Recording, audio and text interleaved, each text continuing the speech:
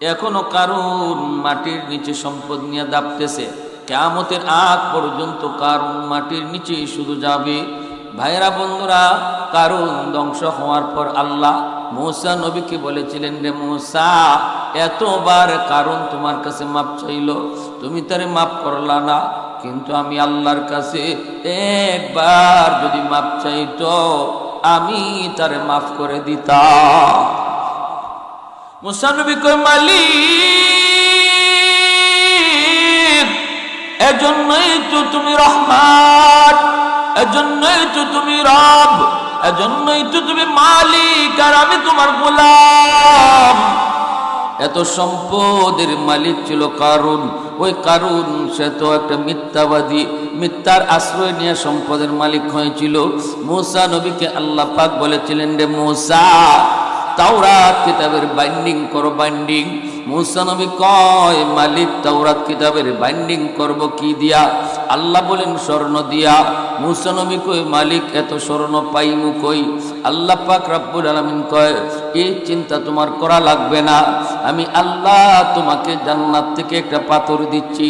এই পাথর নাম হলো কিমিয়া, যেটা বাংলায় হলো পরশ পাথর। এই পরশ পাথর আমি আল্লাহ তোমাকে দিব। এই কিমিয়া নামক পাথর তুমি যেখানেই লাগাইবা সেখানেই স্বর্ণ হয়ে যাবে, পাহাড় স্বর্ণ হয়ে যাবে। জমিনের যেই মাটির চাকার মধ্যেই পরশ পাথর লাগাইবা, সাথে সাথে ওই পরশ পাথরের ছোঁয়ায় মাটির টুকরাটা স্বর্ণ হয়ে যাবে। অতএব মূসা, স্বর্ণের টেনশন তোমার নাই, লাগবে কত তুমি কও। এইবার মূসা নবী পাথর পেয়ে গেলেন। জিব্রাইল মারফতে আল্লাহ পাক পাথরটা দিয়ে দিলেন। এই পাথরটা হলো জান্নাতি পাথর। এইবার আল্লাহর নবী মূসা কালিমুল্লাহ মনে মনে ভাবতেছি, এবার স্বর্ণের ব্যবস্থা তো হলো, কিন্তু স্বর্ণকার পামু কোথায়? স্বর্ণকার পাইমু কোথায়? বানাইতে, জিনিস বানাইতে স্বর্ণকার লাগবো না? স্বর্ণ পাইছি, স্বর্ণকার তো লাগবে। মূসা নবীর মনে পড়ে গেল, কারুন হলো স্বর্ণকার, কারুন স্বর্ণের কাজ করত। মূসা নবীর চাচাতো ভাই আল্লাহর পয়গম্বর কারুনকে ডাক দিয়া বললেন, কারুন, তাওরাত কিতাবের বাইন্ডিং করতে হবে। বাইন্ডিং মানে মলাট, মলাট বুঝেননি? মলাট, বইয়ের মলাট। তাওরাত কিতাবের মলাট লাগাইতে হবে। কারণে কই কি দিয়া? মূসা নবী কয়, স্বর্ণ দিয়া। 1000 খণ্ডের হলো তাওরাত কিতাব। কয় হাজার খণ্ড? 1000 খণ্ডের তাওরাত কিতাব বাইন্ডিং আর মলাট লাগাইতে যদি স্বর্ণ লাগে কি পরিমাণ? কারণ কয়, ভাই, এত স্বর্ণ তুমি পাবা কোথায়? মূসা নবী তখন বলে, স্বর্ণের ব্যবস্থা হয়ে গেছি, আল্লাহ পাক জান্নাতি পাথর দিয়া দিয়েছেন। এই জান্নাতি পাথর যার নাম হলো কিমিয়া, এই কিমিয়া পাথরে যেখানে লাগাবো সেখানে স্বর্ণ হয়ে যাবে। আর তুমি হলে স্বর্ণকার, তুমি কাজটা করে দিবা। এমনি কারণে কয়, ভাই, তাহলে পাথরটা একটু আমার হাতে দাও, দেখি আমি পাথরটা। কারণ তখনও ভালো ছিল, তখনও কারণ কিন্তু ভালো ছিল। যেই মাত্র কিমিয়া পাথর মূসা নবী ওর হাতে দিলেন, কয়, ঠিক আছে ভাই, টেনশন আর করবেন না, আমি তাওরাত কিতাবের মলাট লাগাই দিব স্বর্ণ দিয়া। এই বইলা কারণ স্বর্ণ দিয়া মলাট লাগাইছে, ঠিক শেষ, কাম শেষ। মূসা নবী কয়, কারণ পাথরটা দে। তখনই কারণের লোভ লেগে গেল। পাথর যখন পাইছি, মনে মনে কই, পাথর আর মূসা বাইরে দিমু না। কি কয়? পাথর আর দিমু না। মূসা নবী যখন কয় পাথর দাও, কারণ ওকে হারাই গেছে। কি কয়? পাথর হারাই গেছে। মূসা নবী কয়, দেখ, আমার সাথে বাটফারি করিস না, আমার চিনস তুই। আমার সরকারে কিন্তু মানুষ মরছে, আমার সরকারে কিন্তু আজরাইলের চোখ পর্যন্ত উঠে গেছি। অতএব আমার হাতের স্বর বুঝস্ত কিরম, মিশা কথা কইবি না, তাড়াতাড়ি পাথরটা দেয়। কয়, ভাই, বিশ্বাস করেন, পাথরটা হারাই গেছে। এখন তো মূসা নবী এ মনে মনে সিদ্ধান্ত নিছে, আমি মাইর খাই আর যা খাই, পাথর দিব না, পাথর আর দিব না, মাইর খাই, জান যা কার থাক, পাথর দিব না। মূসা নবী কয়, আল্লাহ, এই হারামি তো লোভ করে ফেলছে, আল্লাহ পাথর তো দেয় না। সে বলতেছে পাথর হারায় গেছে, এখন কি করি, মারবো না কাটবো? আল্লাহ কই মাইরো না কাইটো না, দেখিয়ে কি তা করে। সুবহানাল্লাহ কন্যা, মাইরো না কাইটো না, দেখিয়ে পাথর দিয়া কি তা করে। এরপরে দেখা যায় কারুন গোপনে গোপনে পাথর লাগায় লাগাইয়া স্বর্ণের ঢেল বানায় ফেলাইছে। মাটির চাক্কার মাঝে যে পাথর লাগায় স্বর্ণ হয়ে যায়, পাহাড়ের টিলার মধ্যে পাথর লাগায় টিলা পুরা টিলা স্বর্ণ হয়ে যায়। কারণ কে পাইছি আর বিভিন্ন অল্প দিনের ভিতরে কারণ বিভিন্ন দেশের সাথে স্বর্ণের ব্যবসা শুরু করে দিল। আন্তর্জাতিক মানের একজন ব্যবসায়ী হয়ে গেল, কারণ স্বর্ণ ব্যবসায়ী। মুসা নবী কয় কারণ রে, এত স্বর্ণ তুই কই পাইলে? কই ব্যবসা করে বানাইছি। কই ব্যবসা করে বানাইছ? পাত্রটা এখনো বালা আছে দিয়ালা? কয় নাই, আড়াই লেছি। দেয় না, এরপরও দেয় না। স্বর্ণ দিয়া দিয়া সম্পদের পাহাড় বানায় ফেলল। স্বর্ণের ব্যবসা করে করে সম্পদের পাহাড়। এইবার আল্লাহ পাক কয় মুসা কারুনের কাছে যাও, যা কও সেজন্য সম্পদের যাকাত দেয়। সম্পদ বানাইছে বানাইছে ঠিক আছে, যাকাত যেন দিয়া দেয়। মুসা নবী যা কারুনকে বললেন, কারুন তোর সম্পদের যাকাত দিতে হবে, যাকাত। এমনি কারুনের আসমান ভাঙ্গে মাথায় পড়ছে। লোভ কইরা, চুরি কইরা, ডাকাতি কইরা সম্পদের মালিক হইছে। এই সম্পদের প্রতি মহব্বত তার অনেক বেশি, অতএব সম্পদ দিতে সে রাজি না, যাকাত দিতেও সে রাজি না। তখন কয় আমি কেন যাকাত দিমু? কেন যাকাত দিমু? কয় আল্লাহর দেওয়া মাল, এই মাল থেকে আল্লাহকে দেওয়া লাগবে। কয় না আমি দিমু না। তাফসীরে কিতাবে লিখছেন এই এত কিপটা ছিল কারণ, হে যদি এইভাবে হাতের মধ্যে পানি লইতো, এই পানির ফুটাও তার আঙ্গুলের ফাঁক দিয়ে পড়তো না। এত যে কিচ্ছু পরবার দিত না, যাইবার দিত না, এমন ছিল কিপটা, যেটাকে বলে কৃপণ, বখিল। কথা কন না কেন? বুঝেননি? কথা বুঝেননি? বকিল, এত বকিলের বকিল। মুসা নবী কয় কারুন আমারে খেপাইবি না, আমারে খেপাইবি না, যাকাত দিয়া দে। কয় না দিমু না। যদি দেওয়া নই লাগে তাহলে আমি একটু বুঝা নেই মনের সাথে বুঝ পরামর্শ করি। কারণ হিসাব করে দেখে তার কোটি কোটি টাকার সম্পদ। যদি হিসাব করে তার যাকাত দিতে হয় তাহলে অনেক টাকা যাকাত হয়। 1 কোটি টাকা যার আছে এর তো 2.5 লাখ টাকা যাকাতই হয়, ঠিক না? হ্যাঁ, তো এখন 2.5 লাখ বাপরে বাপ। কারণ একদিন কই ভাই মুসা, ও মুসা আমি তো আপনার হিসাবে অঙ্ক করে দেখছি, আমার কোটি কোটি টাকা যাকাত আসে, এত টাকা আমি দিতে পারবো না। 10-20 হাজার টাকার শাড়ি আর লঙ্গি দিলে ওই বনি। মুসা নবী কই সবটা মাইরা দাঁত ফেলাই দেব। সম্পদ দেয় কেডা? জোরে বলেন, সম্পদ দেয় কে? আরো জোরে, নাকি শক্তির বলে? ক্ষমতা দিয়া, বুদ্ধি দিয়ে আমরা সম্পদ কামাই। সম্পদ দেওয়া একমাত্র কার অনুগ্রহ? আল্লাহ। যদি বুদ্ধি দিয়া সম্পদ কামাই করা যাইত তাহলে বাংলাদেশের যত বুদ্ধিজীবী আছিল এরা 1 নম্বরে ধনী হয়ে যেত। কিন্তু ঢাকা শহরে গিয়া দেখেন মাথার চুল নাই যত বুদ্ধিওয়ালা আছে, এরা বুদ্ধি বেচে বেচে খায়। এক বেলা খায় আর এক বেলা খায় না। তাহলে এর বুদ্ধি যায় কই? হ্যাঁ, কুস্তি ক্ষমতা দিয়ে, শক্তি দিয়ে যদি টাকা কামাই করা যেত তাহলে বাংলাদেশে যত কুস্তিগির আছে, ওই রেসলিং করে, কিলাকিলি ঘুষাঘুষি করে, বডি এখান দিয়ে একটা বানায়, এখান দিয়ে একটা বানায়, টুম বানাইয়া এর বডির আর মানুষের বডি রাখে না, এরা 1 নম্বর ধনী হয়ে যেত, ঠিক না? তাহলে বোঝা গেল শক্তি দিয়েও সম্পদ কামাই করা যায় না, বুদ্ধি দিয়েও কামাই করা যায় না। সম্পদ একমাত্র আল্লাহর অনুগ্রহ। সমাজে বহু মানুষ পাওয়া যাবে শিক্ষিত না কিন্তু সম্পদের মালিক, আসেনি না নাই?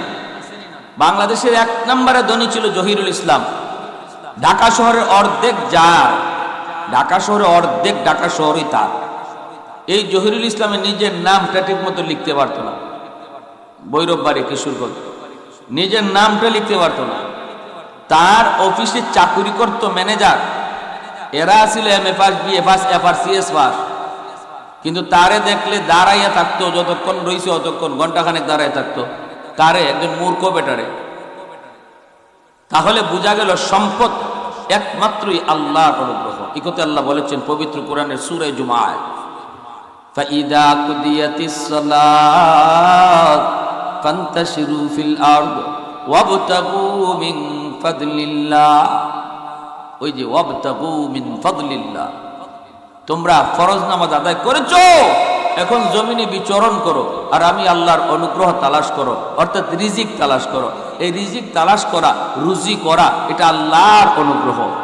আল্লাহ বহু মানুষকে সম্পদ দিয়া পরীক্ষা নেয়, আর কাউরে সম্পদ না দিয়া পরীক্ষা নেয়। সম্পদ দিয়া পরীক্ষা ফালায় যে সম্পদের যথাযথ হক আদায় করে কিনা, আর যারে সম্পদ দেয় না, গরিব রাখে, তারে আল্লাহ পরীক্ষা নেয় সে না পাইয়াও সবর করে কিনা। বুঝে আসছে? যে সমস্ত গরিব মানুষ না পাইয়াও সবর করে, আল্লাহ রাব্বুল আলামিন পবিত্র কোরআনে বিভিন্ন জায়গায় বলেছেন, অবাশশিরিস সাবিরিন, সবরকারীদেরকে জান্নাতের সুসংবাদ দাও। সুবহানাল্লাহ। মুসা নবী কই, কারুন এখনো ভালো আছিস, তুই যাকাত দিয়া দে। কয়, আমি একটু মনের সাথে বুঝ পরামর্শ করে নেই। এর ফাঁকে মুসা আলাইহিস সালাম একটা ভরা মজলিসের ডাক দিলেন। উম্মতকে নিয়ে তিনি একটা মজলিস করবেন। মজলিস তারিখও ধার্য করলেন, সময়ও তিনি ধার্য করলেন। ওই সময় কারুন মনে মনে কয়, আমি যদি মুসারে থামাইতে হয় তাহলে মুসার উপরে বদনাম তুলতে হবে, নইলে আমার কাছ থেকে সম্পদ নিয়ে নিবে। জাকাত যেই পরিমাণ চায়, কোটি কোটি টাকা জাকাত আমার পক্ষে দেওয়া সম্ভব নয়। তাহলে মুসার বিরুদ্ধে একটা ষড়যন্ত্র করতে হবে। এই বইলা কারুন মনে মনে একটা ষড়যন্ত্র করলো, বাস্তব ঘটায়া দিল। একজন চরিত্রহীনা দুশ্চরিত্র একজন মহিলারে যায়া 1 লাখ 2 লাখ টাকা বস্তা ভরা টাকা দিয়া দিছে। দিয়া কয়, নে লাগলে আরো দিব। আগামীকাল মজলিস, বড় মজলিস, মুসা দাঁড়ায়া উম্মতের সামনে ভাষণ দিবে, আর তুমি হাজারো মানুষের সামনে বলবা মুসা আমার সাথে জিনা করেছে। নাউজুবিল্লাহ কইতেন না? একজন আল্লাহর পয়গম্বরের উপরে এত বড় অপবাদ।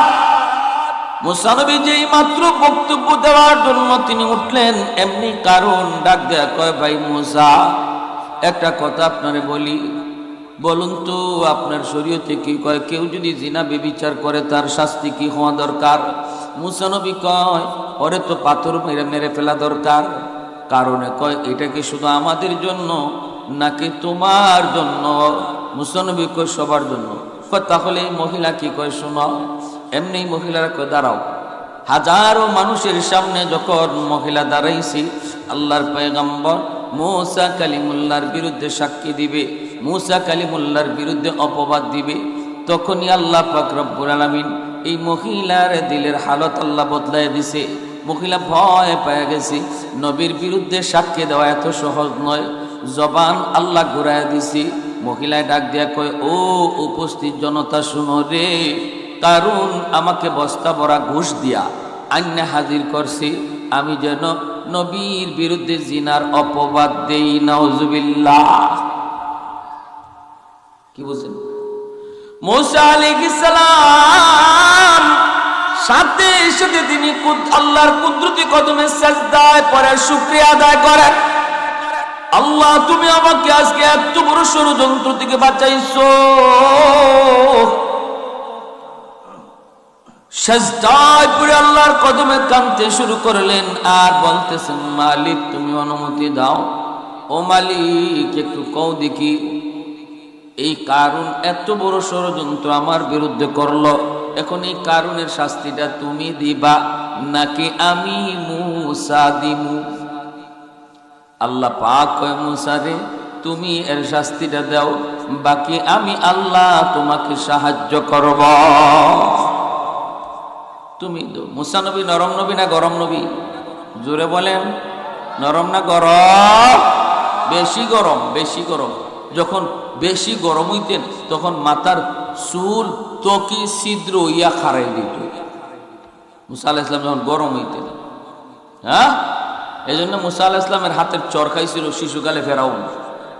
ফেরাউনে খাইছে কুলতে, ফেরাউনের ঘরেই তো মুসা নবী বড় হইছেন।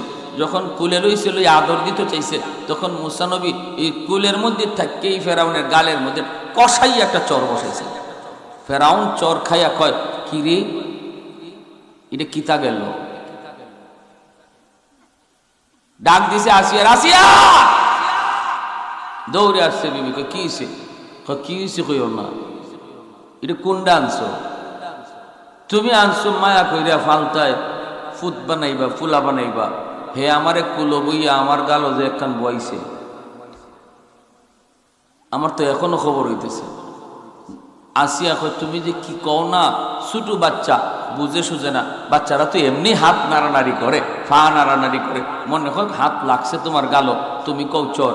ফেরাউন কয়, আসিয়া চরটা আমি খাইছি, চরটা আমি খাইছি, আমি বুঝতাছি এটা কি জাত চর। আর আমার 100% বিশ্বাস এই বাচ্চায় বুঝছে শুনে আমার চরটা মারছে। আসিয়া কয়, না না বুঝিয়া। ফেরাউনে কয়, বুঝিয়া।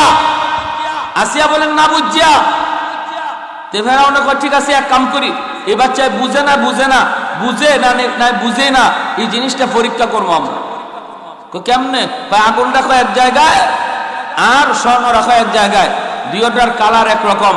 এরপরে বাচ্চারে সারো, দেখি কোন জায়গায় যে হাত দেয়। যদি আগুনে হাত দেয় তাহলে বোঝা গেল বুঝে না, আর চরটাও না বুঝেই লাগছে। আর যদি স্বর্ণ হাত দেয় তো বোঝা যাইব এ সব বুঝে, চরটাও বুঝে মারছে। এখন আগুন আর স্বর্ণ দুই জায়গায় রাখিয়া মুসা নবীরে ছাড়ছে। এখন মুসা নবী তো শিশু, ছোট্ট আঙ্গুর গালা দিয়ে দিয়া যাইতেছেন। কিন্তু নবী পয়গম্বরগণ যদিও শিশু, আল্লাহ শিশুকালে তাদেরকে বড় মানুষের বুঝ দিয়া রাখে। মুসা আলাইহিস সালাম যদিও শিশু, বুঝে ফেলছেন যে এটা স্বর্ণ, এটা আগুন। এর জন্য ইনি স্বর্ণের দিকেই যাইতেছেন, স্বর্ণের দিকেই রুখ লইছেন। এমনি ফেরাউনে আসিয়া রেখো, ওই যায়, ওই বুঝছো কেমনে মারছে, না বুঝছে, না বুঝছা। এখন কাছাকাছি গিয়ে আগুনে স্বর্ণে হাত দিয়ে দিবেন, এমনি আল্লাহ পাক জিব্রাইল আমিন দেখো, জিব্রাইল তাড়াতাড়ি যাও, আমার মুসাকে ফেস লাগাই দিতেছে, বেড়া লাগাই দিতেছে। তো এখন যদি আগুনে হাত না দিয়ে স্বর্ণে হাত দেয় তাহলে এই হারামি মনে করবো তারে বুঝছে চর দিছে, এরপরে মুসারে কতল করে ফেলাইব। অতএব আমি আল্লাহর কুদরতের খেলা এখানে শেষ দিলে হইব না, তুমি জিব্রাইলে তার হাতটারে আগুনে দিয়ে দিও। মুসা আলাইহিস সালাম হাত দিতে চাইছেন স্বর্ণে, আর জিব্রাইল আলাইহিস সালাম অদৃশ্য থেকে হাতটা দিয়ে দিয়েছেন আগুনে। এমনি তাড়াতাড়ি আসিয়া দৌড় দিয়া তুলে নিছেন। কলি না কইছেন, কই নাই আমি কই নাই তোমার এই ফুলা না বুঝা মারছে, এখন হইছে নি, হাত ফুরছে নি, জিব্বা ফুরছে নি। দেখবেন বাচ্চারা কোনো কিছু লইয়াই মুখ দিয়া লায়। আগুনের আংরা মুসা নবী হাত লইয়া মুখে দেয়া লাইছেন, এই জন্য জিব্বা একটু ফুইরে গেছিল, যার কারণে সারা জীবন কথার মধ্যে কিছু অস্পষ্টতা ছিল। এজন্যই তিনি ফেরাউনের কাছে শেষ সময়ে দাওয়াতের জন্য আল্লাহর কাছে বলেছিলেন, আল্লাহ আমার ভাই হারুনকে সাথে দিয়া দাও, হুয়া আফসাহু মিন্নি। হারুন আমার চেয়ে ভাষা তার স্পষ্ট, আমার কথা একটু বাজে। কেন বাজে? ওই দিন আগুন লাগছিল জিব্বার আগায়। প্যারে হাজরিন, এত গরম নবী হলেন মুসা নবী। ওই মুসা নবী আল্লাহরে আল্লাহ কারণে আমার বিরুদ্ধে অত বড় ষড়যন্ত্র করছে, ও আল্লাহ তুমি আমার অনুমতি দাও, তুমি আমার অনুমতি দাও, অনুমতি দাও। আর পারতেছি না, ধর্ম আমি না তুমি। আল্লাহ পাক রব্বুল আলামিন কয়, মুসা আমি তোমাকে অনুমতি দিলাম, তুমি ধরো, কিন্তু সাহায্য করব আমি আল্লাহ। ও মালিক, সাহায্য তো তোমার লাগবেই, তুমি সাহায্য না করলে আমি কি করব? এই কথা বলতেই মুসা আলাইহিস সালাম তিনি জমিনকে বলেন, এ জমিন তুই কারুন রে ধর। বলতেই জমিন কারুন রে কামড় দেয়া ধরছে, পায়ের মধ্যে কামড় দেয়া ধরছে। এখন তো কারুন দেখে কোথাও নড়তে পারে না, দৌড় দিতে পারে না, যাইতে পারে না, জমিনে তারে কামড় দেয়া ধরছে। এরপরই আল্লাহ পাক রব্বুল আলামিন সাহায্য করতেছে। মুসা নবী আদেশ দেয় আর আল্লাহ সাহায্য করে। মুসা নবী কয়, কর জমিন রে, কারুন রে তুই গিলে ফেল। বলতেই জমিন কারুনকে গিলা শুরু করে দিল, কারুনকে গিলা শুরু করে দিল। গিলতেছে গিলতেছে, কারুন তখন বুঝতে পারছে, হায় রে আমি তো ধরা খেয়ে গেছি, আমি তো ধরা খেয়ে গেছি, আমার বাঁচার কোনো উপায় নেই। কারণ তখন বলতেছে, ভাই মূসা, যা করেছি ভুল করেছি, আমাকে মাফ করে দাও, আমি আর এমন অন্যায় করবো না, এমন অন্যায় আর করবো না। কিন্তু মূসা নবী জমিনকে ডাক দেখো, জমিন আরো ভালো করে তুই নাফরমান রে ধর। জমিন আরো ভালো করে কামড় দিয়ে ধরলো, খালি মাটির নিচে যায়, খালি মাটির নিচে যায়, বুক পর্যন্ত কারণ মাটির নিচে দেবে গেছে। এখনো কারণে কয় মাপ চাই ভাই, আমাকে মাপ করো। যখন দেখে কারণ মাপ পায় না, মাটির নিচে চলে যাইতেছি, তখন কারণ কয় বুঝছি, তুমি আমারে মাটির নিচে দাবাইয়া আমার সকল সম্পদের মালিক হতে চাও। এই কথা বলা মাত্রই মূসা নবীকে আল্লাহ হারামি কয় কি, আমি নাকি তার সম্পদের লোভ করেছি? ও মালিক, কারণের চোখের সামনে তুমি তার সম্পদগুলিরও মাটিতে দাবায়া দাও। ওই কারণ সে দেখতেছে, হায় রে, এখন যে দেখা যায় আমার 5 তলা 10 তলা বিল্ডিং, আমার যে খাজানা, এগুলো তার সাথে মাটির নিচে যাইতেছে। আল্লাহ পাকের ক্ষমতা আসেনি না নাই? তুরস্কে কত বড় ভূমিকম্প হয়ে গেল, 2.5 লক্ষ মানুষ মারা গেল তুরস্ক, সিরিয়া। এখনো মাটির নিচ থেকে, ধ্বংসস্তূপের ভিতর থেকে মানুষের লাশ উদ্ধার করতেছে, মানুষ বের করতেছে। শুধু একটা অনুমতি আল্লাহ জমিনকে দিবে যে ঠিক আছে একটু দেখাই দে, সাথে সাথে জমিন রেডি। জমিন আলা কুল্লি ইয়াউমিন ওয়াল আরদু ইস্তাজিলু রাব্বাহু, আল্লাহ পাক বলেন প্রতিদিন জমিন আল্লাহর কাছে এইরকম আবদার করে, মালিক ও মালিক অনুমতি দাও, আবতালিউ ইবনা আদম ফি কারি, মানুষগুলিকে আমি আমার পেটের ভিতরে ঢুকায় দেই। এই জালেমগুলির জুলুম আমি জমিন আর সইতে পারি না, আমি জমিনের উপরে যে অন্যায় হয় আর সইতে পারি না, মাওলা অনুমতি দাও, জালেমগুলির আমি গিলে ফেলি।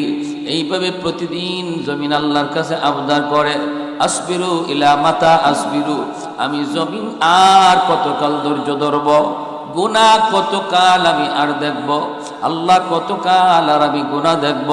এইভাবে জমিন আল্লাহর কাছে প্রতিনিয়ত আবদার করতেছে, কিন্তু আল্লাহ পাক অনুমতি দেয় না, অনুমতি দেয় না। আল্লাহ পাক কইরে, জমিন থাম থাম, আমার আর আমার বান্দার ভিতরে তুই নাক গলাবি না। এখনো জমিনের মধ্যে আমার কিছু বান্দা বান্দি রয়েছে, যেই বান্দা বান্দি গুলা এখনো আমি আল্লাহর নাম নেয়, আমার জিকির করে, আমার হাবিবের শানে দুরূদ পড়ে, এখনো কোরআনের আওয়াজ হয়, এখনো ওয়াজ মাহফিল হয়, এখনো মানুষ কোরআনের মাহফিলে হাজির হয়, এখনো জমিনের মধ্যে মাদ্রাসা আছে, কোরআনের তালিম চালু আছে, এখনো মসজিদে আমার কিছু বান্দারা বৃদ্ধ বয়সে যে আমার কদমে সেজদা দেয়, এখনো জমিনে কিছু যুবক আছে যৌবন কালে সে গুনাহ করে না, অন্যায় কাজে যায় না, যৌবন কালেও তারে মসজিদে পাওয়া যায়, রমজান মাসে রোজা রাখতে দেখা যায়, যৌবনে বাপ মার সেবা করতে পাওয়া যায়। আমি আল্লাহ যতদিন তারা থাকবে ততদিন আমি জমিন টিকায় রাখব। লাউলা মাশাইখু রুক্কা ওয়াশ শাবাবু খুশা ওয়াল আতফালু রুদ্দা ওয়াল আনআমু রুদ্দা, আল্লাহ পাক রব্বুল আলামিন তিনি বলেন এখনো জমিনের মধ্যে কিছু বৃদ্ধ বান্দাবান্দি রয়েছে। এই বৃদ্ধ বান্দাবান্দি যতদিন দুনিয়া থাকবে, যারা বৃদ্ধ বয়স আমি আল্লাহর কদমে সেজদা দেয়, কোমরে ব্যথা, হাঁটুতে ব্যথা, রুকু করতে কষ্ট হয়, সেজদা দিতে কষ্ট হয়, এরপর আমার কদমে সেজদা দেয়, তাদের সেজদার দিকে তাকাইলে জমিনের প্রতি আমার মায়া লেগে যায়। আর একটু জোরে কন্যা সুবহানাল্লাহ। এজন্য আল্লাহ পাক রব্বুল আলামিন, কারণ কে আল্লাহ পাক রব্বুল আলামিন তিনি ধরলেন, মূসা নবী আদেশ দিলেন, কারণ একে একে চলে যাইতেছে, একে একে জমিনে দেবে গেল, জমিনে দেবে গেল। এখনো কারণ মাটির নিচে সম্পদ নিয়ে দাপতেছে, কিয়ামতের আগ পর্যন্ত কারণ মাটির নিচে শুধু যাবে। ভাইরা বন্ধুরা, কারণ ধ্বংস হওয়ার পর আল্লাহ মূসা নবীকে বলেছিলেন, রে মূসা, এতবার কারণ তোমার কাছে মাপ চাইল, তুমি তারে মাপ করলা না, কিন্তু আমি আল্লাহর কাছে একবার যদি মাপ চাইতো আমি তারে মাফ করে দিতাম। মুসা নবী কয় মালিক, এজন্যই তো তুমি রহমান, এজন্যই তো তুমি রব, এজন্যই তো তুমি মালিক আর আমি তোমার গোলাম, এজন্যই তো তুমি মালিক আর আমি গোলাম। ভাইরা বন্ধুরা, জন্য বলতেছিলাম আল্লাহ পাক পবিত্র কোরআনে সূরাতুল আসরের মধ্যে আল্লাহ আসরের কসম খেয়ে কয়, এই দুনিয়ার মানুষ সময়ের কসম আমি আল্লাহ কেন খাইলাম জানোনি? এই সময় হলো সাক্ষী। সময় দেখছে কারুনের পরিণতি, সময় দেখছে ফেরাউনের পরিণতি, সময় দেখছে নমরুদের পরিণতি, সমস্ত বেদিন বেঈমানগুলার পরিণতি সময় দেখছে। এই জমিন দেখছে কারুনের পরিণতি, জমিন দেখছি। এজন্য আল্লাহ পাক কয়, আমি আল্লাহ সময়ের কসম খেয়ে বলি দুনিয়ার সমস্ত মানুষ ক্ষতিগ্রস্ত, কিন্তু যারা ঈমানদার এরা যে সফল এরও সাক্ষী হলো সময়। যারা ঈমানদার এরা যে সফল এর সাক্ষীও হলো সময়, ঠিক না? এই সময় দেখেছে যে বেলালের কোনো দাম ছিল না, সেই বেলাল মদিনার মসজিদের মুয়াজ্জিন হয়ে গেলেন। সুবহানাল্লাহ। আমার নবী ইমাম আর বেলাল হলেন নবীর মুয়াজ্জিন। শুধু তা না, বেলাল আজান দিলে জমিনে 33 মাইল আল্লাহ আওয়াজ পৌঁছাইতো, আর উপরে আল্লাহর আরশ পর্যন্ত আজানের আওয়াজ গে পৌঁছতো। সুবহানাল্লাহি ওয়া বিহামদিহি সুবহানাল্লাহিল আযীম। উপরে আল্লাহর আরশ পর্যন্ত যা পৌঁছতো। একদিন মাত্র আজান হয় নাই, একদিন কি হয় নাই, বেলালে আজান হয় নাই। কেন? কারণ সাহাবীরা বলেছিলেন, ইয়া রাসূলুল্লাহ, বেলাল আশহাদু বলতে পারে না, তার মুখের মধ্যে আশহাদু আয়, সিন উচ্চারণ হয়, আজানটা মনে হয় একটু পাল্টাই দিলে ভালো হইতো। নবী পরামর্শ করে, তাহলে ঠিক আছে, তোমরা কি চাও যে বেলালরে মুয়াজ্জিনের পদ থেকে বাদ দিয়ে দেই? আল্লাহ নবী বলেন, ঠিক আছে নাও। নবী আশার নামাজের পরে বলতেছেন, বেলাল ফজরে আজান আর দিও না, ফজর থেকে আর আজান দিও না, চাকরি ক্যান্সেল। এশার নামাজের পর কেন বেলালের মুখের মধ্যে জড়তা ছিল? ওই উমাইয়া জিব্বার মধ্যে পেরেক মারছিল, যার গোলাম ছিলেন হযরত বেলাল হাবশী রাদিয়াল্লাহু তাআলা আনহু।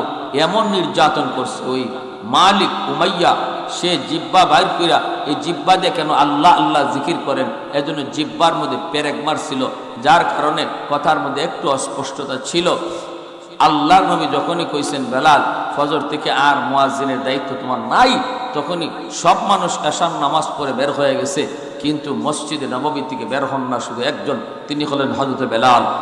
খাম্বার কিনারায় যাইয়া চোখের পানি ঝরাই আল্লাহর কাছে কাঁদতেছেন, মালিক তোমার হাবিব আমাকে তার চাকুরি থেকে বাতিল করে দিছে আল্লাহ, কিন্তু হেড অফিসে আমি দরখাস্ত করলাম, আমার চাকুরি বহাল চাই। যেরকম সুবহানাল্লাহ। ও মালিক, নিম্ন নিম্ন আদালতে আমার রায় হয়ে গেছে, চাকুরি নাই। উচ্চ আদালতে আমি বেলাল আপিল করলাম। আল্লাহ, আমার মুখের মধ্যে যে জড়তা, আমি তো নিজের ইচ্ছায় করি না, তোমার নামে জিকির নেওয়ার কারণে আমার উপর নির্যাতন হয়েছে। এজন্য আমার কথার মধ্যে একটু অস্পষ্টতা ছিল, এই কারণে তোমার হাবিব আমাকে আজান দিতে না করে দিছি।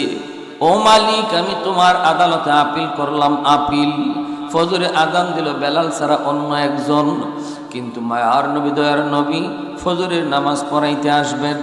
ভাইয়েরা বন্ধুরা, অন্য একজন সাহাবী আজান দিছেন, নবীজি ফজরের নামাজ পড়াবেন, কিন্তু ভাইরে রাত তো পোহায় না, সকাল তো হয় না, একটু ফর্সা হলে মায়ার নবী ফজরের নামাজ পড়াইতেন।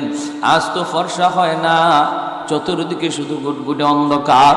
মায়ার নবী দয়ার নবী সহ সাহাবায়ে কেরাম অবাক হয়ে গেলেন, আশ্চর্য হয়ে গেলেন। হায় হায়, এত লম্বা রাত, রাত কেন পোহায় না, রাত কেন পোহায় না? আল্লাহর নবী আল্লাহর কাছে জানতে চাইলেন, মালিক, ও মালিক, কি হলো? কিয়ামত কি হয়ে যাবে নাকি? আল্লাহ, কিয়ামত বুঝি হয়ে যাবে? কেন দিন আসে না, রাত কেন যায় না? আল্লাহ পাক রব্বুল আলামিন তখন কয়, বন্ধু না, এটা কিয়ামতের আলামত নয়।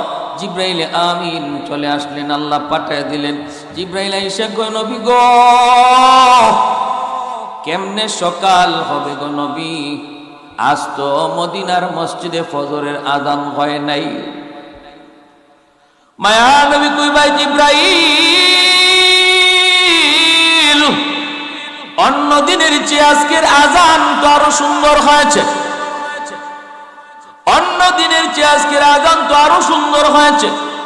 কিন্তু জিবরাইল কই, নবী গো, জানি না সুন্দর না অসুন্দর, কিছু বুঝি না। কারণ অন্যদিন আযান আরশের মালিক তিনি আরশ থেকে শুনতেন, আমরা আসমানের ফেরেশতারাও আযান শুনতাম, কিন্তু আজকে ফজরের আযান আমরা কেউ শুনি নাই। সুবহানাল্লাহ, আস্তে কোন মিয়া, আরো জোরে সুবহানাল্লাহ। ওয়াল্লাইলু মিহি যুলফে মুহাম্মদ কা তারান্নুম ওয়াশ-শামসু বিরুখসারাই আহমদ কা তারান্নুম والفجر में है सुबह रिसालत की बशारत والعصر में है दौर नबूवत की बशारत हर फूल में है रूए मदीना का तबस्सुम शाखों की लचक में बेक़दा का तकल्लुम यासीन से मौला ने कभी उनको पुकारा। সাক্ষী হলো যুগ, সাক্ষী হলো সময়। ভাইরা, আদ জাতি, সামুদ জাতি, কওমে লূত কেমনে আল্লাহ ধ্বংস করে দিয়েছেন, সাক্ষী হলো সময়। কওমে লূতের মানুষগুলা যারা অপরাধী ছিল, বেঈমান ছিল, কাফের ছিল, আল্লাহকে মানত না, জিবরাইল আমিন এই গোটা কওমটারে তিনি পাখের ভিতরে লুকাইয়া একদম আকাশের উপরে উঠাইছিলেন। আকাশের উপরে আকাশ পর্যন্ত পৌঁছাইয়া তিনি উল্টাইলেন। ভাইরা বন্ধুরা, হাদিস শরীফে আল্লাহর নবী বলেন, কওমে লূতের মানুষগুলা এরা যে উপরে উঠতেছে, উপরে উঠতেছে, উঠতে উঠতে একদম আসমানের কাছে চলে গেছে। আকাশের ফেরেশতারা মানুষের আওয়াজ পাইছেন, কান্নাকাটির আওয়াজ পাইছেন, বাচ্চাগুলি, শিশু বাচ্চাগুলির কান্নার আওয়াজ পাইছেন। এমনকি তাদের ওই গোষ্ঠী, ওই গোত্র, ওই এলাকার মানুষগুলি গরু ছাগলের আওয়াজ পর্যন্ত আকাশের ফেরেশতারা তারা শুনতে পেয়েছেন। এতটা উপরে উঠাইয়া জিবরাইল আমিন আবার উপর করে ছেড়ে দিয়েছেন। এই কওমে লূত এরা এমনভাবে ধ্বংস হয়েছে, এখনো পৃথিবীতে ডেড সি নামে একটা সাগর রয়েছে। যেই জায়গাটা সাগর হয়ে গেল সাগর, এই সাগরের পানিতে কোনো প্রাণী ভাসে না, এই সাগরের পানিতে কোনো মাছ ভাসে না, এই সাগরে কেউ যদি পড়ে মানুষটা বাইসা তাকে নিচে যায় না। এতটা গজবের জায়গা হলো ডেড সি, কওমে লূতের আযাবের জায়গা। আল্লাহ বলেন, তোমরা কেউ যদি নাও দেখো, নাও সাক্ষী দেও, কিন্তু এই আযাবের সাক্ষী হয়ে আছে সময়। ঠিক কিনা? আযাবের সাক্ষী হয়ে আছে সময়।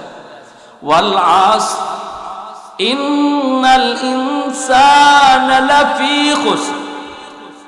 আল্লাহ পাক রব্বুল আলামিন তিনি বলেন, সময়ের কসম,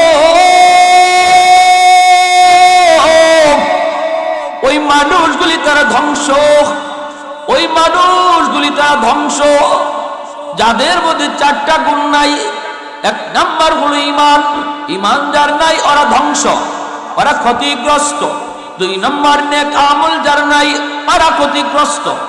তিন নম্বর যারা সত্যের প্রতি মানুষকে ডাকে না, শুধু নিজেই নামাজ পড়ে, বউ বাচ্চারে নামাজের ও আনফুসাকুম ওয়া আহলিকুম নারা।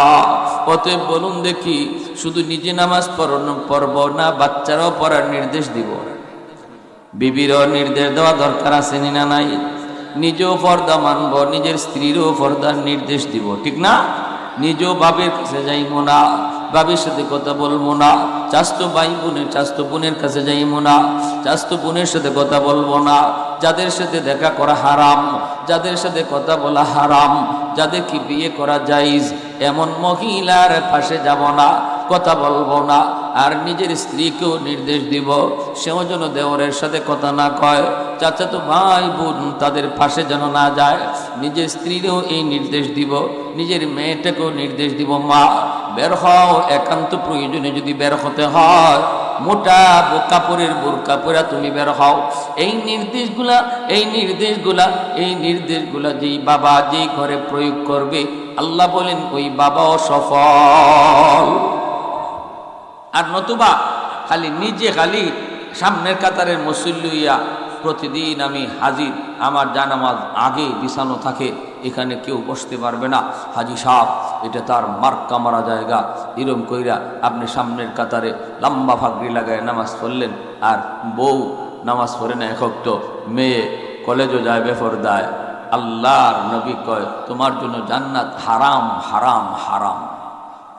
সালাসাতুন কাদ হারামাল্লাহু আলাইহিমুল জান্নাহ, মুদমিনুল খাম ওয়াল আক ওয়াদ দায়ুস আল্লাযী ইউকিররু ফি আহলিল কুবুস। আল্লাহ নবী বলেন তিন ব্যক্তির জন্য জান্নাত হারাম।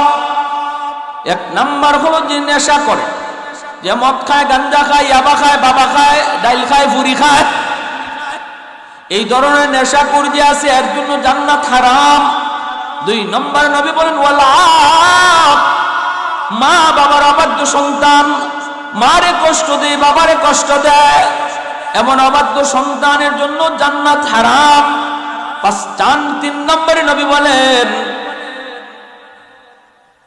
আল্লাহর নবী বলেন তিন নম্বর হলো ওই পুরুষ অদ্দায়ুস, ওই পুরুষ যেই পুরুষ তার ঘরের মধ্যে পর্দা মানে না, ঘরের সদস্যদেরকে পর্দার ভিতরে রাখে না, শরীয়তের নিষিদ্ধ কাজগুলা ঘরে চলে অথচ বাবা নিষেধ দেয় না, মেয়েটাকে পর্দার নির্দেশ দেয় না, স্ত্রীরে পর্দার নির্দেশ দেয় না।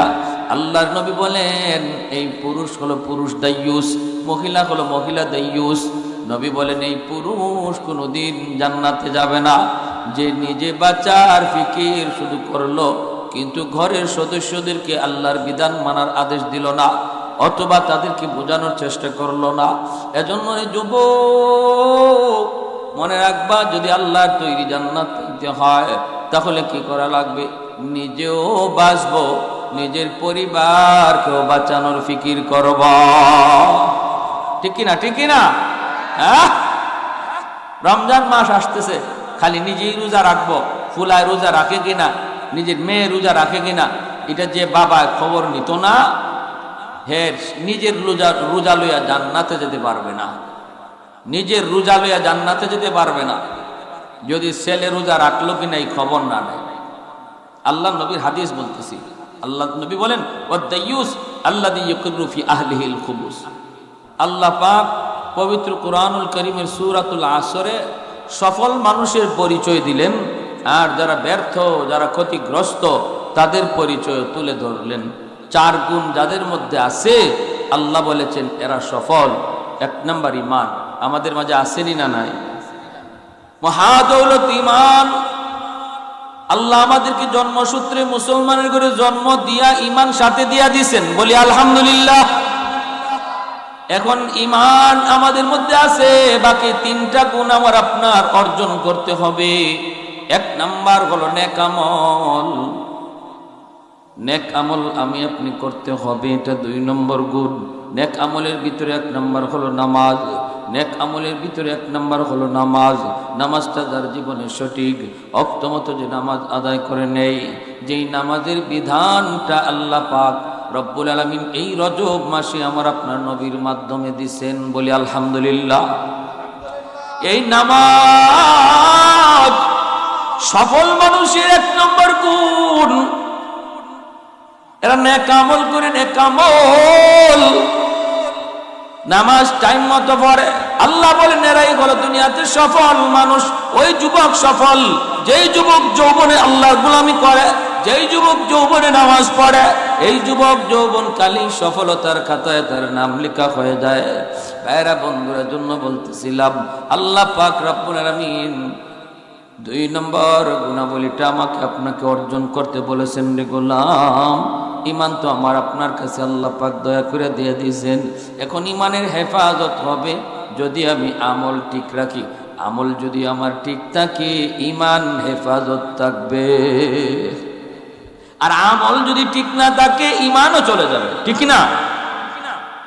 আমল যদি ঠিক না থাকে, ঈমান চলে যাবে, ঈমান দুর্বল হয়ে যাবে, নাই দুর্বল হইতে হইতে নাই হয়ে যাবে। নাই হয়। ভাইরা বন্ধুরা, এজন্য বলতেছিলাম কিয়ামতের ময়দানে নামাজি মানুষগুলো আল্লাহর সামনে দাঁড়াবে। বেনামাজি মানুষগুলি আল্লাহকে সেজদা দিতে চায়, নামাজি মানুষ আল্লাহকে দেখে হাসরের মাঠে সেজদা দিবে। বেনামাজিও চাইবো সেজদা দিত, কিন্তু পারবে না। কোমর বাঁকা হবে না, পিঠ বাঁকা হবে না, কান্না করে করে চোখের পানির বদলে রক্ত ঝরাবে। আল্লাহ বলবে, বান্দা কি হয়েছে তো? আল্লাহ বড় কষ্ট লাগে, আমার বন্ধু তোমাকে সেজদা দেয়, আমার প্রতিবেশী মানুষ তোমাকে সেজদা দেয়, কিন্তু আমি তো তোমাকে সেজদা দিতে পারলাম না। আল্লাহ তখন কই, দুনিয়াতে আমারে সেজদা তুই দিছিলি নি? দুনিয়া যদি আমাকে সেজদা দিতি তাহলে আজ হাসরের মাঠেও সেজদা দিতে পারতি। দুনিয়াতে আমি আল্লাহর কদমে যে কোমর বাঁকা করবে, হাসরের মাঠেও তার কোমর বাঁকা হবে। দুনিয়াতে যে আল্লাহর সামনে পিঠ বাঁকা করবে, হাসরের মাঠেও তার পিঠ বাঁকা হবে। দুনিয়াতে যে আল্লাহর সামনে পিঠ বাঁকা করবে না, হাসরের মাঠেও তার পিঠ বাঁকা হবে না। লোহার মতো পিঠ শক্ত হয়ে থাকবে, বারবার চেষ্টা করবে আল্লাহর কদমে সেজদা দেওয়ার জন্য, কিন্তু পিছন দিক দিয়ে উপর হয়ে পড়ে যাবে, উপর হয়ে পড়ে যাবে, চোখের পানির বদলে রক্ত জোড়ায় কানবে। আল্লাহ বলবে, বান্দা এখানে কান্না করে কোনো লাভ নাই। ওয়াজ মাহফিল হয়েছিল তোর এলাকায়, আওয়াজ গেল কিন্তু বসলি না। যদি বসতি তাহলে দিলটা হয়তো নরম হইতো, হয়তো তুই নামাজটা ধরে ফেলতি। উলামায়ে কেরাম কষ্ট করে করে তোরে বুঝানোর চেষ্টা করলো, এরপরও দুনিয়াতে তুই বুঝলি না। দুনিয়ায় যদি বুঝতি আর পিঠ বাঁকা করতি, হাসরের মাঠেও আজকে তোর পিঠ বাঁকা হইতো, পিঠ বাঁকা হইতো। ভাইরা বন্ধুরা, জন্য আল্লাহ পাক রব্বুল আলামিন ওই দিন তার ধমক দিবে, এ বান্দা শুন শুন, দুনিয়া ছিল আমি আল্লাহরে সেজদা দেওয়ার জায়গা, আখিরাতের ময়দান আমাকে সেজদা দেওয়ার জায়গা না। দুনিয়া ছিল আমার কদমে রুকু করার জায়গা, আখিরাতে রুকু করার জায়গা না, আখিরাতে ফল ভোগ করার জায়গা, ঠিক না? আখিরাত হলো ফলাফল ভোগ করার জায়গা। দুনিয়া ছিল আমলের জায়গা, আমলের জায়গা। দুনিয়াতে একবার যদি আমাকে ডাক দিতি, 70 বার আমি তোর ডাকি জবাব দিতাম আলহামদুলিল্লাহ। একজন মানুষ মূর্তি পূজা করছে 70 বছর, 70 বছর মূর্তি পূজা করলো, একদিনও মূর্তি তার ডাকে জবাব দিল না। মূর্তির পাশে যায় শুধু ইয়া সোনামু, ইয়া সোনামু, ইয়া সোনামু, ইয়া সোনামু কে ডাকছি। সোনামু, সনামুন শব্দের অর্থ হলো মূর্তি। ও মূর্তি, ও মূর্তি কইয়া ডাকছি। একদিনও মূর্তি তার ডাকে জবাব দেয় নাই। কিন্তু একদিন 70 বছর পর মুখ দিয়া ভুলে আমার আল্লাহর নাম তার বের হয়ে গেছে, ইচ্ছা করে না, ভুলে। ইয়া সোনামু বলতে চাইছিল, কয় ইয়া সমাদু। সমাদ শব্দের অর্থ হলো আমার আল্লাহর নাম, যার কাছে সবাই চায় কিন্তু তিনি কারো কাছে চান না। এই নামের অর্থ হলো এই। কোরআনের মধ্যে আল্লাহর সমাদ নাম শুধু এক জায়গায় আসছে, আর ওই জায়গাটা হলো সূরাতুল ইখলাস। কুল হুয়াল্লাহু আহাদ আল্লাহুস সামাদ। এই সমাদ হলো আল্লাহর নাম, অনেক উঁচু মানের আল্লাহ পাকের একটা সিফাতি নাম। এই নামটা আল্লাহ পাক কোরআনের মধ্যে শুধু এক জায়গায় আল্লাহ আনছে। এই নামটা তার জবান দিয়া ওই মূর্তি পূজারীর মুখ দিয়ে ভুলে বের হয়েছে, ইচ্ছা করে না। এরপরও আল্লাহ পাক, মায়ার নবী হাদিসে বলেন, এরপরও আল্লাহ পাক তার ডাকে জবাব দিয়া কয়, লাব্বাইক ইয়া আবদি লিমা দাউতানি। বান্দা আমারে কেন ডাক দিয়েছো? এই যে আমি আল্লাহ হাজির। সাথে সাথে লোকটা কান্না করা শুরু করছে, তওবা করে কালেমা পড়ে মুসলমান হয়ে গেছে। 70 বছর যাবত যেই মূর্তিরে ডাকলাম, একজন মূর্তি আমার ডাকে জবাব দিল না। আর আজকে একবার আল্লাহরে ডাক দিছি, আল্লাহ জবাব দিয়া দিছে। আল্লাহু আকবার জোরে কর। এজন্যই ভাইরা বন্ধুরা, হাসরের ময়দান, হাসরের ময়দান হলো, হাসরের ময়দান হলো আমার আপনার কি? হাসরের ময়দান হলো প্রতিদান পাওয়ার জায়গা, ফলাফল পাওয়ার জায়গা। কিন্তু দুনিয়ার জগৎ হলো আমল করার জায়গা। দুনিয়াতে যে যে আমল করব প্রতিদান পাইব হাসরে। হাসরের মাঠে কান্না করে লাভ নাই। হাসরের মাঠে কান্না করলে আল্লাহ তার কান্না শুনবে না। দুনিয়াতে তুমি একবার চোখের পানি ঝরে আল্লাহকে ডাক দাও, আল্লাহ 70 বার ডাকে জবাব দেয়, হয়তো তুমি শুনো না। প্রতিটা ডাকের জবাব আল্লাহ দেয়। হাসরের মাঠে বান্দা বহু আমল নামার ভিতরে পাবে, যে আমলটা সে নিজে করে নাই, নিজেই আমল করে নাই, অথচ আমল পাবে। বলবে আল্লাহ এই আমলটা তো আমি করি নাই, এটা করতে গেল। আল্লাহ কইব তুমি যে আমার আল্লাহ কয়ে ডাক দিয়া অমুক জিনিস চাইছিলা, এটা চাইছিলা, ওইটা চাইছিলা, আমি তোমারে দুনিয়াতে নগদ দেই নাই, কিন্তু এই ডাকটা আমি বিফলে দেই না, এই চাওয়াটারে নেকি বানাইয়া আমল নামায় ঢুকাইয়া দিছি। ওই দিন মানুষ আল্লাহর কাছে আফসোস করবে আর বলবে, হায় রে, দুনিয়াতে আমি যা চাইছিলাম একটাও যদি কবুল না হইতো, সব দোয়া যদি আজকে আমি আমল নামায় পাইতাম, তাহলে আমার কতই না ভালো হইতো।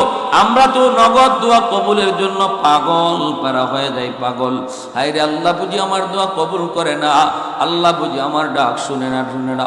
কিন্তু না, দুনিয়াতে যতবার আল্লাহর ডাক দিছো ততবার আল্লাহ ডাকের জবাব দিছে। ফলাফল দেখতে পাবা, ডাকের জবাব দেখতে পাইবা আমল নামা।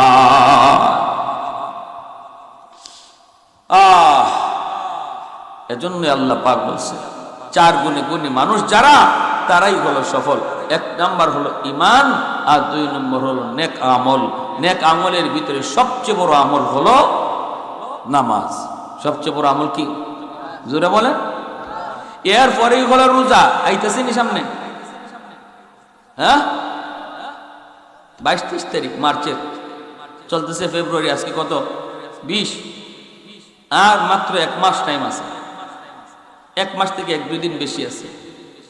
এরপরে পবিত্র রমজান হাজির, যে মাস আসলে পরে আল্লাহ নবী দোয়া পড়তেন রজব মাসে, আল্লাহুম্মা বারিক লানা ফি রজব ওয়া শাবান ওয়া বাল্লিগনা রমাদান। আল্লাহুম্মা বারিক লানা, পড়েন না সবাই, আল্লাহুম্মা বারিক লানা ফি রজব ওয়া শাবান ওয়া বাল্লিগনা রমাদান। আল্লাহ রজব শাবানে তুমি বরকত দাও, রমজান পর্যন্ত আল্লাহ তুমি আমার হায়াত বাড়ায় দাও। রজব শাবানে আল্লাহ তুমি বরকত দাও, রমজান পর্যন্ত আল্লাহ তুমি হায়াত বাড়ায় দাও। বাইরের জন্য বলতেছি, যুবক, যত রোজা কাজা করছো আর কাজা করবো না, নিয়ত করো। যত রোজা সারছি আল্লাহ ভুল করেছি, আর জীবনে ভুল করবো না। যেই যুবক যৌবনী পাক্কা রোজাগুলি 30টা রোজা রাখবে, আমার আল্লাহর বাসায় এই যুবক যৌবনের সফলতার খাতায় নাম লেখা। সেও ক্ষতিগ্রস্ত নয়, নামাজও ঠিক আছে, রোজাও ঠিক আছে, ঠিক কিনা? জোরে কোন। এরপরে আল্লাহ বলে, ওয়াতাওয়াসাউ বিল হাক্কি ওয়াতাওয়াসাউ বিস সাবর। নেক কাজের দিকে মানুষকে ডাকে, নেক কাজের দিকে মানুষকে ডাকে, সবাইকে, নিজের পরিবার পরিজনকে আগে ব্যবস্থা করে আগে ডাকে। তারপরে আল্লাহ বলেন সবর করে, সবর। দরিদ্র হালে আল্লাহ রাখছে, অভাবে আল্লাহ রাখছে, হাই হুতাশ করে না, না না। গরিবী হালতে সে আল্লাহর উপর ধৈর্য ধরে, গরিবী হালতে সে সবর করে, অসুস্থ হালতেও সবর করে। সুস্থতা দেয় আল্লাহ, অসুস্থতাও দেয় কে? আরো জোরে বলেন, কে? ধনী বানায় কে? গরিব বানায় কে? যে বিপদ দেয় তিনি তো বিপদ থেকে উদ্ধার করে, ঠিক না? বিপদ থেকে উদ্ধারের মালিক কে? এজন্যই বিপদে পইরা হাই হুতাশ নাই, বিপদে পড়ার পরেও সবর, সবরের গুণ থাকতে হবে, সবর। আল্লাহ পাক রব্বুল আলামিন বলে, ওয়ালা নাবলুওয়ান্নাকুম বিশাইইম মিনাল খাউফি ওয়াল জু' ওয়া নাকসিম মিনাল আমওয়ালি ওয়াল আনফুসি ওয়াত থামারাত ওয়া বাশশিরিস সাবিরিন।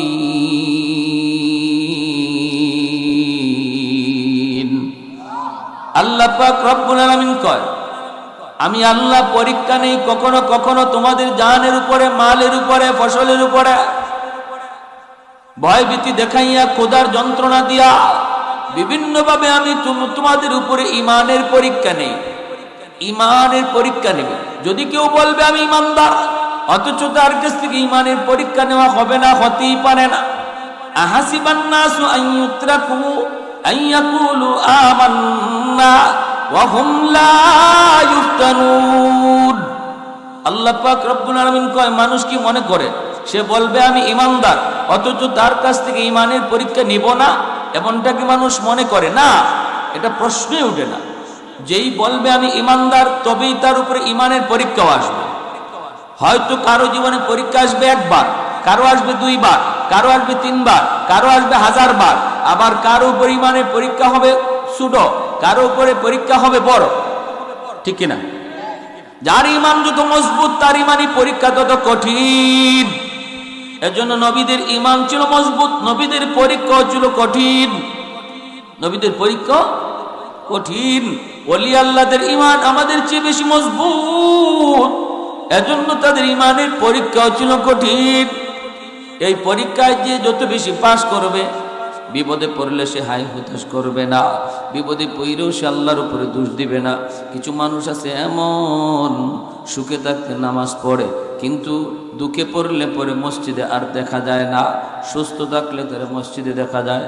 একটু জ্বর হয়েছে, এখন আর তারা মসজিদে পাওয়া যায় না। আল্লাহ কই, না রে বান্দা না, সর্বহালতে আমারে ডাক, আমি আল্লাহ তোরে অসুস্থ বানাইছি, সুস্থ করব আমি আল্লাহ। ঠিক কিনা ভাই? হ্যাঁ, সর্বহালে আল্লাহরে ডাকা, সর্বহালে। গরিব গরিব যদি সে গরিবী হালত আল্লাহরে ডাকে, তো ওই গরিব আর ধনীর মাঝে বেশ কমটা কি জানেন? বেশ কম হইল, ধনীর চেয়ে 500 বছর আগে আল্লাহ গরিবরে জান্নাত দিয়ে দেবে। ইন্নামাল, হাদিস শুনেন, ইন্নামাল ফুকারা ইয়াদখুলুনাল জান্নাতা ক্বাবলাল আগনিয়া বি500 সানাহ। আল্লাহর নবী বলেন, গরিব যে গরিবী হালতে সবর করে তার মসজিদে পাওয়া যায়। গরিবী হালতেও সে আল্লাহর উপরে খুশি। এই গরিব মানুষটার আল্লাহ পাক, যে ধনী মানুষটা তার সাথে মসজিদে রেগুলার নামাজ আদায় করেছে, ধনীও মসজিদে যাবে, কিন্তু গরিবের 500 বছর পরে, আর গরিবরে আল্লাহ 500 বছর আগে জান্নাতে পৌঁছাইব। কারণ হলো, দুনিয়াতে তুমি গরিবী হালতে আমারে কদমে সেজদা দিয়েছো, দুনিয়াতে তুমি সুখ শান্তি একটু কম পাইছো, ধনীরা আমি আল্লাহ তোমার চেয়ে একটু বাড়ায় দিছি সুখ শান্তি। তুমি যা মন চাইছে তা খাইতে পারো নাই, ধনী যা মন চাইছে তা খাইতে পারছে। আমি আল্লাহর ইনসাফ হলো, মৃত্যুর পর আমি তোমারে যা মন চায় তা খাওয়াবো, তার 1 বছর 2 বছর আগে না, এই ধনীর 500 বছর আগে তোমারে খাওয়াইম। আর ধনী তোমার থেকে বেশি 60 বছর 70 বছর 60 বছর 70 বছর একটু তোমার থেকে আগ্রহী আসিল। এই যে দুনিয়ার হায়াতই তো 60-70 বছর, 60-70 বছর এ সুখে আসিল, 60-70 বছর হে তোমার থেকে ভালা মন্দ খাইছে। কিন্তু আল্লাহ পাক কত বড় ইনসাফ হলা, আল্লাহকে তুমি যে সবর করছো, এজন্য পরকালে যে জীবনে শেষ নাই, ওই জীবনে 60-70 বছর বেশি তোমার খাওয়াইতাম না, বরং ধনীর থেকে 500 বছর বেশি খাওয়াবো। সুবহানাল্লাহ, আরো আসতে কোন, আরো জোরে কোন সুবহানাল্লাহ। এরপরে আরেক হাদিস শুনেন, নবী বলেন, একজন ধনী মানুষ নামাজ পড়ছে, গরিবও ভাষে নামাজ পড়ছে, দুইজনে হাত উঠাইছে আল্লাহর কাছে। এখন কার দোয়া আগে কবুল হইব? নবী বলেন যে ধনী মানুষ সে যদি তার দোয়ার সাথে 10,000 দিরহাম, ধরেন বাংলাদেশের লাখ টাকার উপরে, সে যদি আল্লাহর ঘর মসজিদে দান করে, ধনী তার সম্পদ আছে, দান করার শক্তি আছে, সামর্থ্য আছে, দানও করছে, মুনাজাতও করতেছে, তবুও গরিবের খালি হাতের দোয়া আল্লাহর কাছে আগে কবুল হয়ে যায়। সুবহানাল্লাহ। এজন্যই সবরের এত দাম, সবরের এত গুরুত্ব। যে যে হালতে আছে, এই হালতে থেকে আল্লাহর উপরে ধৈর্য ধরবো, সবর করব। আল্লাহ পাক রব্বুল আলামিন কয়, তুমি যদি এইভাবে সবর করো আর সবর করে চলো, তাহলে আমি আল্লাহ বলতেছি তুমি ক্ষতিগ্রস্ত নাও। ক্ষতিগ্রস্ত ওই মানুষগুলা যাদের কাছে এই গুণগুলা নাই, তারা হলো ক্ষতিগ্রস্ত। সাক্ষী আসর, সাক্ষী হলো সময়। আল্লাহ আমাদের সবাইকে এই 4টা গুণ যথাযথভাবে অর্জন করার তৌফিক সবাই